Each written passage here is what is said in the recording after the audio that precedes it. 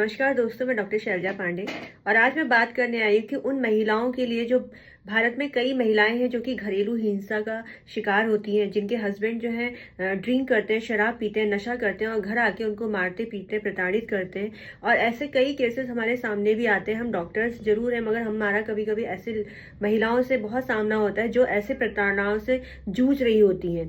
और कई बच्चियां या गाँव में लड़कियां ऐसी होती हैं जो कि छेड़छाड़ और ऐसे चीज़ों का शिकार हुई होती है, पर उन्हें कानूनी जो है या तो ज्ञान नहीं होता है या फिर वो डरती हैं, जिसकी वजह से उसकी वो शिकायत नहीं करती हैं और वो चीज़ें वहीं पर दब के रह जाती हैं। मगर इसके लिए सभी को जागरूक होना बहुत आवश्यक है, क्योंकि इसके लिए हमारे भारत में उन महिलाओं के लिए बहुत ही स्पष्ट और सख्त कानून बने हैं। जैसे घरेलू हिंसा हो गया, शराबी जो हस्बैंड अगर मार रहा है अपने पत्नी को, क्रूरता कर रहा है उनके साथ, वो उनके लिए भी बहुत सख्त कानून है। दहेज उत्पीड़न को लेके भी बहुत सख्त कानून है। छेड़छाड़, यौन शोषण जैसी जो समस्याएं हैं जिनका महिलाएं सामना करती हैं ऐसी जगहों पर जहां पर उनको अवेयरनेस नहीं होती है या उनकी हेल्प के लिए कोई नहीं होता, हेल्पलेस होती हैं, तो उनके लिए बहुत सख्त कानून है। अगर उन्हें जानकारी हो तो वो मदद ले सकती हैं।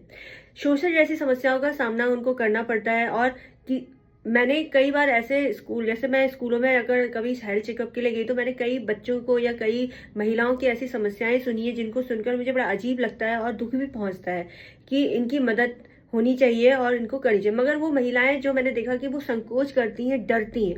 तो अगर इसमें आप डरेंगे, देखिए किसी भी गलत काम को लेके सहना या उसकी शिकायत करने से डरना, इसका मतलब आप उस गलत काम को बढ़ावा दे रहे हैं। तो जिस प्रकार से मुजरिम गलत काम करने वाला होता है, उसी प्रकार से उसको बढ़ावा देने वाला भी उतना ही ज्यादा क्रिमिनल माना जाता है। तो हमें कभी भी गलत चीजों का सहारा, मतलब उनको बढ़ावा नहीं देना चाहिए, उनको छुपाना नहीं चाहिए। जैसे इसके लिए क्या क्या कानून है, इसके बारे में हम डिस्कशन करेंगे। पहला है घरेलू हिंसा से सुरक्षा, जिसको हम कहते हैं protection of women from domestic violence act, जो कि 2005 में किया गया था। ये केवल शारीरिक उत्पीड़न के लिए ही नहीं, ये मानसिक और भावनात्मक और आर्थिक दुर्व्यवहार अगर कोई करता है महिला के साथ तो वो उसको भी इसमें सजा मिलती है। नागरिक सिविल कानून होता है, जो कि इसमें अदालत क्या कर सकती है, अदालत आपको आपत्तिजनक, अगर आपके साथ आपत्तिजनक व्यवहार हो रहा है तो उसको रोकने के लिए जो है प्रोटेक्शन ऑर्डर निकाल सकती है, रेजिडेंस ऑर्डर निकाल सकती है, मॉनेटरी सहायता कर सकती है। और दूसरा, अगर किसी के साथ ऐसा गलत व्यवहार हो रहा है और उसके बच्चे जो है उस गलत इंसान के पास है, तो उस बच्चे की कस्टडी लेने के लिए आपको आदेश दे सकती है। तो ये अदालत यहाँ पर ये फैसला ले सकती है। दूसरा है भारतीय दंड संहिता के अनुसार आईपीसी में प्रावधान है, जैसे धारा जो है 4988, जो कि क्रूरता से लेके है। अगर क्रूरता, जैसे किसी भी प्रकार की क्रूरता से, मानसिक और शारीरिक क्रूरता अगर आपके साथ की जा रही है, आपको प्रताड़ित किया जा रहा है किसी भी महिला को, तो 498A के अनुसार, आईपीसी धारा 498A के द्वारा उसको सजा मिलेगी और जुर्माना भी देना पड़ सकता है। दूसरी है धारा 304B। 304B में डाउरी डेथ को लेके है, दहेज उत्पीड़न और दहेज की वजह से जिन महिलाओं को दहेज ना मिलने की वजह से जला दिया जाता है, ऐसे न्यूज़ेस अभी भी कभी कभी हमें पढ़ने को मिलती हैं। तो हमें लगता है कि कहीं ना कहीं अभी भी हम इस चीज़ में फंसे हुए हैं या अभी भी हम थोड़ा सा पीछे हैं।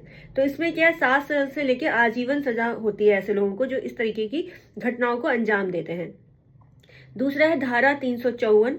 धारा 354 में जो है छेड़छाड़, अगर किसी भी सहायता ले सकते हैं, उन्हें डरने की, घबराने की कोई बात नहीं है। ऐसा नहीं है कि आपके साथ आपका बड़ा कोई नहीं है तो आप उस हेल्पलेस हैं। आप तुरंत, जैसे भी आपको किसी का फोन मिले, तुरंत 1098 पे अगर आप कॉल करते हैं, कोई भी बच्चा ऐसी समस्या में फंसा है जिसको कोई किडनैप करने की कोशिश कर रहा है या उसको प्रताड़ित कर रहा है, मानसिक या शारीरिक रूप से परेशान कर रहा है, टॉर्चर कर रहा है, बुलिंग कर रहा है, तो आप 1098 पे चाइल्ड हेल्पलाइन पे कॉल करके तुरंत आप अपने लिए मदद मांग सकते हैं। तो इसलिए बच्चों को भी डरने या घबराने की जरूरत नहीं है। देखिए, इस जो हमारा माहौल बदल रहा है, हमारे आसपास का जो माहौल चेंज हो रहा है, खराब हो रहा है, उसके अनुसार ये जानकारी सभी को होना बहुत आवश्यक है, बच्चों को भी और महिलाओं को भी।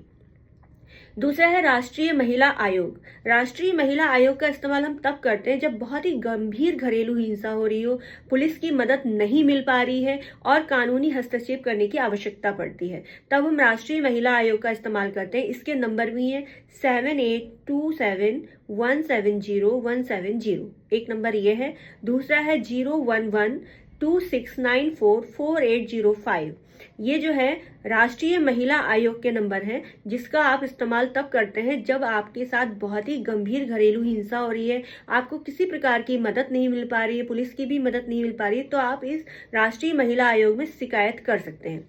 दूसरा, आईपीसी धारा 323 वहां पर होती है जब पति अगर शराब पी के घर आ रहा है और महिला के साथ मारपीट कर रहा है, तो वहां पे आईपीसी धारा 323 के अनुसार उसको सजा मिलेगी।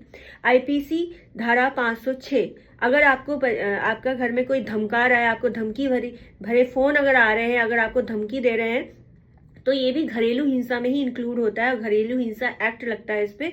तो आईपीसी धारा 506 के अनुसार आपको जो है उसमें कंप्लेन कर सकते हैं और उसको सजा मिलेगी जो आपको धमकी दे रहा है या धमकाने की कोशिश कर रहा है।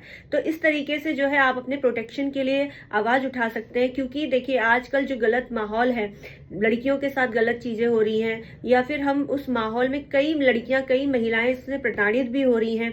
तो देखिए कोई भी घटना आपके साथ हो जाए, उसके बाद पछताने से अच्छा है कि उस घटना को रोका जाए, वहीं पे कोशिश की जाए कि वहीं रोक दिया जाए, जिससे कि आप इसको कोई गलत अंजाम ना दिया जा सके। तो इसीलिए हमें इन सब चीजों की जानकारी होना बहुत आवश्यक है, स्पेशली लड़कियों को, महिलाओं को, बच्चों को होनी बहुत आवश्यक है, जिससे कि वो अपना प्रोटेक्शन कर सके, अपने लिए आवाज उठा सके। इसमें घबराने वाली कोई बात नहीं होती है। उन महिलाओं से मैं कहना चाहूंगी जो महिलाएं ऐसे प्रताड़ित हो रही हैं, अगर वो चाहे तो अपने आसपास पुलिस स्टेशन में उस चीज की कंप्लेन कर सकती है। इसमें डरने वाली कोई बात नहीं होती है और ये सब चीजें गोपनीय रखी जाती है, उनके नाम भी गोपनीय रखे जाते हैं। ऐसे किसी को पब्लिकली नहीं बोला जाता है जिससे कि उन्हें डरने या घबराने की आवश्यकता पड़े। दूसरा, उनको प्रोटेक्शन भी दिया जाता है। तो इसीलिए अपने लिए आवाज उठाएं, अपना केयर करें, अपनी सुरक्षा खुद करेंगे तभी आप कुछ कर सकते हैं। क्योंकि आप अगर ये सोचें कि कोई आपकी आके मदद करेगा, तो मदद करने वाला वही है कि गवर्नमेंट जो आपके नियम बनाए गए, जो कानूनी सुरक्षाएं आपके लिए बनाई गई हैं, उनका इस्तेमाल करें, तभी आपको मदद मिल सकती है। Thank you so much, take care all of you. मैं चाहूंगी कि हर महिला, हर बच्चा और हर लड़की सजग बने, जागरूक बने, जिससे कि वो किसी भी ऐसे क्राइम में ना फंस सके। Thank you.